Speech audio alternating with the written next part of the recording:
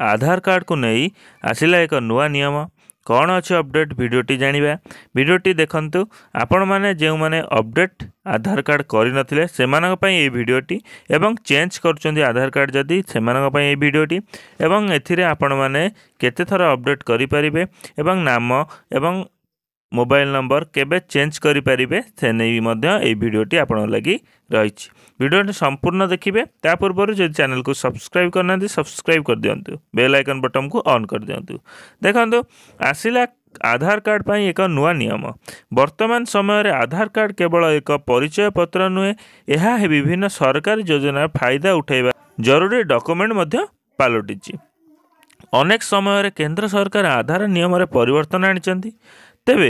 यह मध्य रे आधार कार्ड को नहीं आसीछि एक बड़ अपडेट भारतीय स्वतंत्र परिचय प्राधिकरण पक्षर आधार कार्ड तैयारी करिबा प्रक्रिया परिवर्तन करा जायछि आपण आधार कार्ड को अपडेट करिबा पई सरकार घोषणा करथिले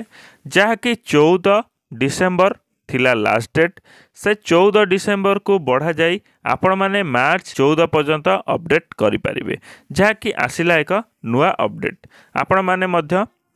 अपडेट करि परिबे फ्री रे जदि आपण माने एपर्यंत आधार को अपडेट करि नाहंती तबे तुरंत अपडेट करि नियंतु काहे कि ना सरकार समय सीमा को बढ़ाई जंती आपण माने एबे फ्री रे अपडेट करि नियंतु काहे कि ना आपण माने जानिथिबे जे पैन कार्ड रा समय सीमा एही भली सरकार देइथिले जाकि पैन कार्ड टी अपडेट करिया पई जाकि आधार कार्ड सहित संयोग करिया पई आपण माने तो पैन कार्ड सहित आधार कार्ड संयोग करि देइथिबे जदि जो माने देइ करि नाहंती पैन सहित आधार संयोग से माने एबे फाइन सहित आधार कार्ड को संयोग करूचंती सही भली आपण माने आधार कार्ड को मध्य अपडेट करि नियंतु एबे फ्री रे होउची बा मागणा रे होउची 14 मार्च पर्यंत आपण माने फ्री रे बा मागणा रे करि परिबे अपडेट तापरे आपण माने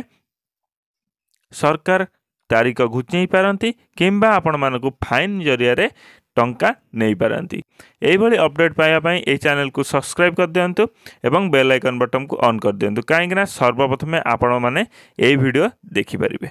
नेक्स्ट वीडियो रे मु आपण मानकु नै आसीबी जॉब कार्ड रिलेटेड एक वीडियो जहा कि जॉब कार्ड थिले आपण माने केते सुविधा पाई परिबे धन्यवाद जय जगन्नाथ।